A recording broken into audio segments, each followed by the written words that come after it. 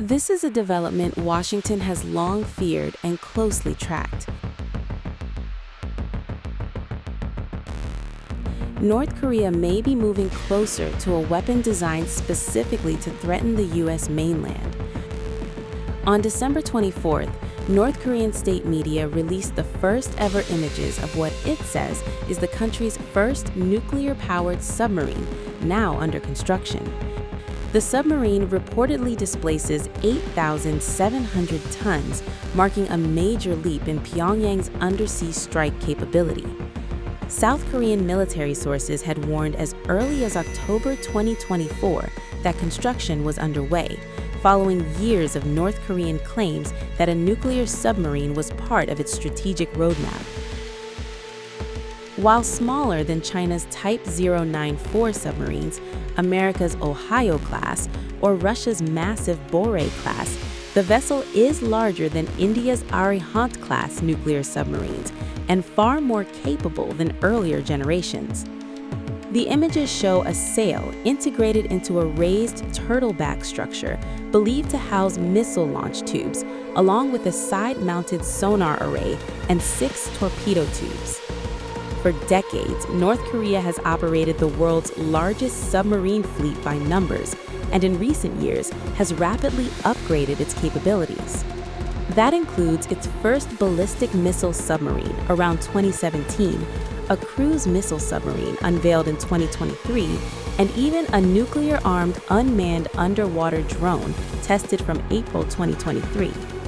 U.S. analysts assess these programs were always intended to pave the way for a nuclear-powered ballistic missile submarine, providing Pyongyang with a survivable second strike capability. Such a platform would complement one of the world's most diverse and heavily dispersed land-based nuclear arsenals.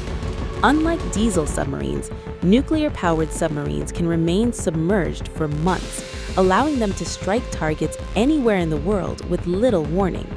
For the United States, that raises a critical concern: a second strike threat that could survive even a successful first strike on North Korea's land-based forces. Submarine-launched missiles can also approach from unexpected directions, including potential strike paths toward the U.S. mainland from the south, where missile defenses are thinner. That concern is magnified by North Korea's advances in hypersonic glide vehicles, first tested in 2021, and now operational on the Hwasong-16B missile. U.S. defense officials warn such technology could allow future submarine-launched missiles to evade existing air and missile defenses more effectively. The ability to strike the U.S. mainland has long been a core objective for Pyongyang, driven by history. Washington has repeatedly come close to launching large-scale attacks on North Korea, including nuclear strikes. In 2016, former U.S. President Barack Obama reportedly considered military action held back only by Pentagon warnings.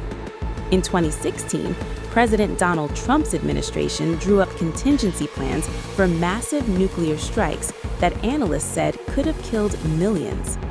Earlier administrations, from Truman and Eisenhower to Nixon, also seriously considered nuclear attacks, while Johnson and Clinton nearly launched conventional strikes. North Korea has yet to fully clear unexploded U.S. munitions from the Korean War, a conflict that killed between 20 and 30% of its population. That legacy remains central to North Korea's security doctrine. The perceived threat was further reinforced by U.S.-led interventions in Iraq and Libya, both of which had surrendered their weapons of mass destruction before being attacked. From Washington's perspective, the message is clear. A nuclear-powered North Korean submarine would represent a new and far more dangerous phase in the country's deterrence strategy, one designed not just to survive, but to hold the United States itself at risk.